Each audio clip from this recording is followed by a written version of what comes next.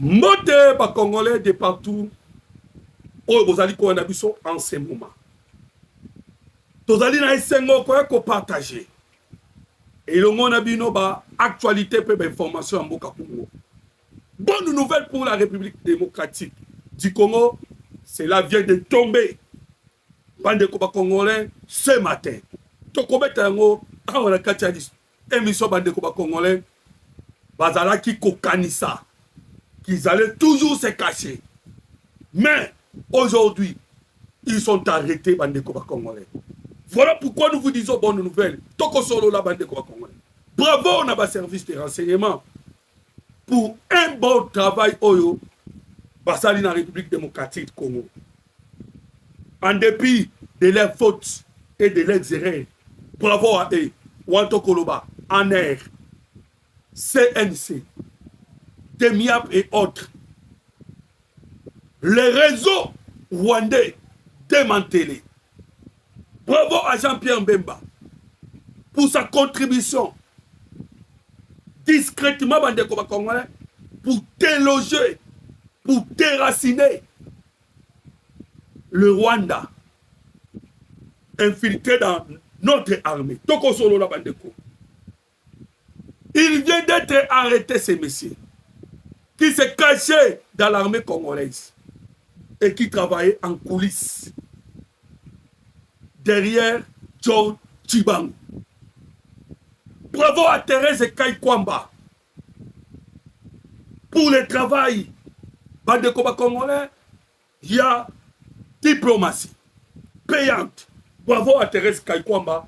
Bandeko congolais, toko beta pe awa masolo ya 30 jours de combat corps à corps entre le FARDC ainsi que le Rwanda à Makobola.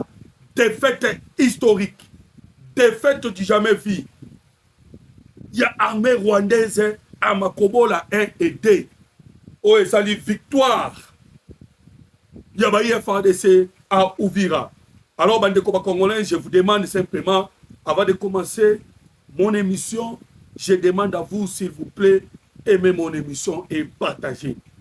Chaîne Nabiso, et allez subir l'attaque à Rwanda parce que vous savez bien que Awa Tobeta Akaka, Masolo, il y a la République démocratique du Congo, et surtout la guerre, il y a la République démocratique du Congo. Voilà pourquoi à tout moment, on y signale, bako signaler, chaîne Nabiso à tout moment. Alors, Bandeko, ce qui est au côté, Mbaramoko, n'oubliez pas d'aimer l'émission et de commenter pour que Bakolo plateforme va comprendre que o ezali kolekana o awana katia émission Nabiso ezali simplement des bonnes choses, ezali incitation à la NT et non plus ezali bloco moko o ezali ko sala mabe na société. Voilà, n'oubliez pas bandeko congolais de aimer l'émission ainsi de partager. Alors merci beaucoup d'avoir fait cela. Alors tozali ko beta lisolo bandeko congolais, il a été arrêté à cause il y a un service de renseignement dans Bissau. Il s'agit de Général Bolingo. Général Bolingo arrêté. Alors, Bandeko, vous allez constater que pourquoi en ce moment ici, il y a l'arrestation, il y a ébélé, à niveau politique, à niveau armée et administration. Parce que vous avez vu que à la liste, qui vraiment, il y a ébélé ou bakangi dans l'armée. Bazali arrêté. Combattre Bandeko Congolais, ils travaillaient également avec le Rwanda. Voilà pourquoi on les a arrêtés. On vient de mettre la main à Didier Nanga. Baouti Peko Kanga Obeminako. Ndege Boka Kibakanga Kishadari. Tous ceux-là, ils étaient en train de travailler pour nous déstabiliser. Bandeko Toïfsa Kibinoke. Le président Tshisekedi a comme qui cible ou a cible. Pourquoi? Parce que il a bloqué la machine Yaba Occidentaux, Wanto Koloba, Baoba qui travaillait pour déstabiliser la République démocratique du Congo. Particulièrement les Congolais, le français. Pas français, comme qui en ce moment, Toko Betemno Masolo. Koluka Elongi à Tshisekedi. Il y a président de la République. Et, Baba Kosunga, en même temps, Bazo ko déstabiliser, ko travaille avec le Rwanda. Donc, est la République démocratique du Congo.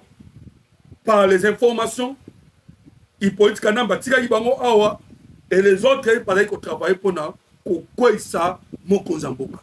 Voilà pourquoi vous voyez des arrestations n'armées, na politique, peine d'administration. Dans l'administration, on vient d'arrêter Mokozi à guichet unique.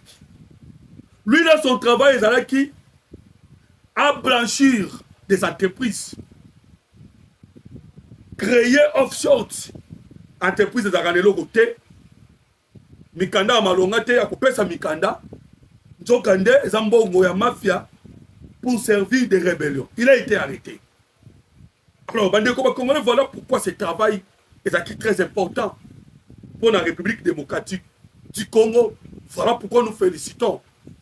Et vous avez comment on a notre armée à Betaki na Uvira. Parce que je vous ai dit que cette fois-ci, ma camo changé. Commandement militaire et ça, ce n'est pas généraux très traités. Commandement militaire awa est commis Namaboko Yaba FRDC Oyoban na biso ko formation sika. Voilà pourquoi le combat corps à corps pendant 30 jours. 30 jours bande ko ba Congolais. Namakobola. Vous pensez que les M23 va quitter la République démocratique du Congo calmement, mais non, il y a eu bataille au Ebundami corps à corps. Oui, ça dit que Bakima. Parce que tu peux Bundamaki. Corps à corps. Corps à corps. Et Bakoué. Moi, je vais faire un recours. Bazaka Kosala Liboso. Je l'ai très très athée. Moi, je vais faire un recours. Et pas infiltrer ça. Raison les a démantelé. Déraciné. Voilà maintenant, difficulté au Bazanango, Bandeko Congolais en ce moment. Parce que raison n'a pas moi. Des difficultés Bazanango. Yoka. Neto Kobeta Masolo. Le Rwanda est en difficulté opérationnelle. En difficulté d'approvisionnement. En difficulté de communication. Perte des officiers élites.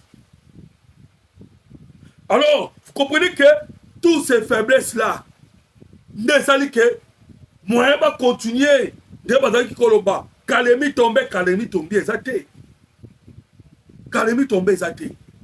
Bakimi à Kokima. Bandeko, awa, je vous dis que le mot d'ordre a été donné.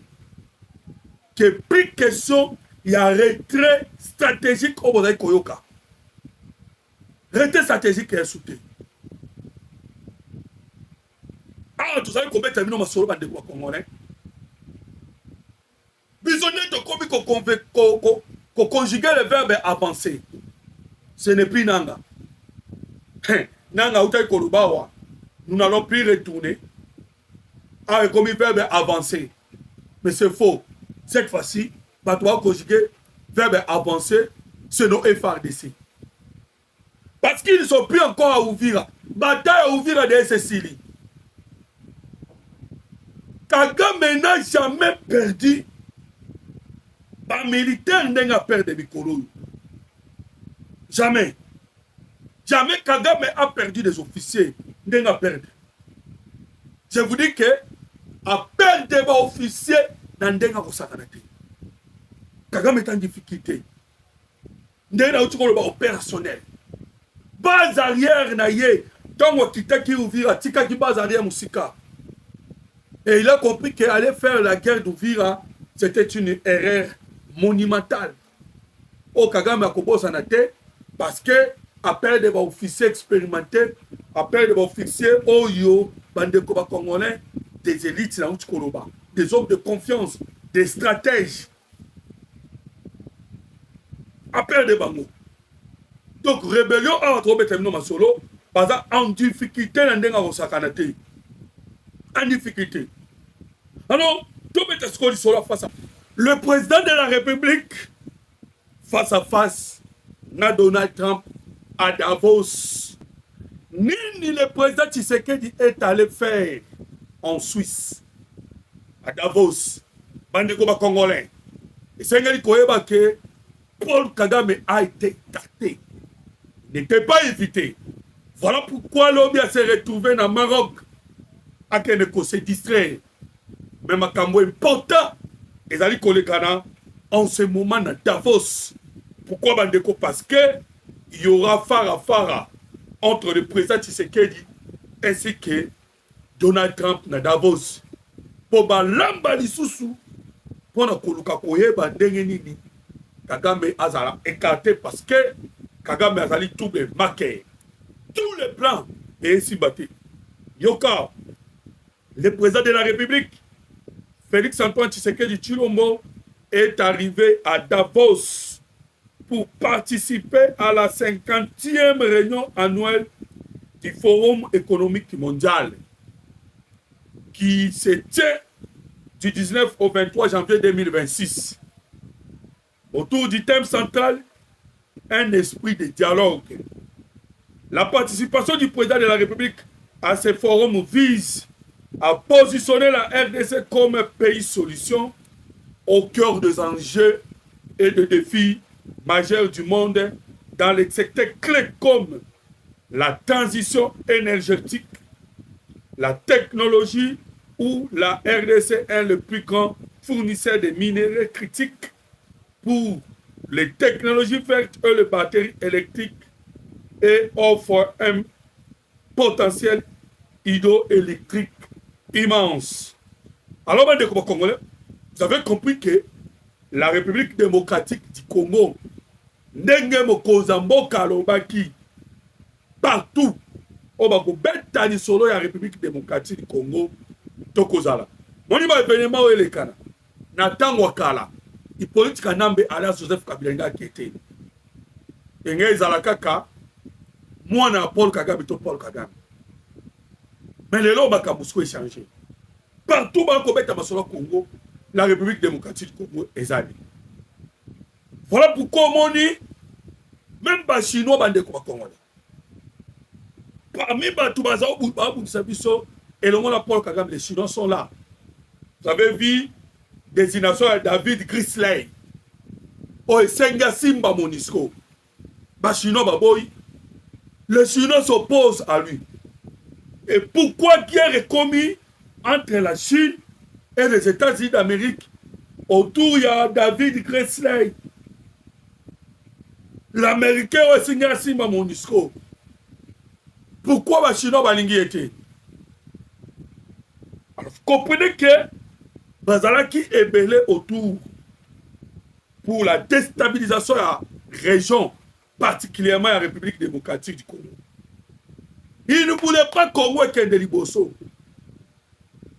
Mais cette fois-ci, Bandeko, nous sommes aussi battus. Dès là où tu connais Sabino, Kagame en perte de vitesse. Malgré Mindo qui va chinois va pèse. Malgré Oyo, les Français va pèse. Ce matin, trop de matins de sous. Et où tu peux frapper à Walikale. Kagame tellement échoué. Comme on a la Sud Kivu. Bande Koba Congolais. A échoué la Sud Kivu. Tourner comme Mindo qui n'aille vers le Nord Kivu. Walikale et Lubero. C'est là où maintenant il a tourné ses militaires. Ou bien, à Kobiko Fissé. Mais je vous dis que, c'est la fête de Paul Kagame. Alors, on va Congolais, maintenant, nous avons parce que vous avez qui ébélé pour nos Kolanda, émission d'Abisso, numéro d'Abisso, téléphone sur le plus 243 89 40 330 80. Merci beaucoup. Que Dieu bénisse. À la prochaine.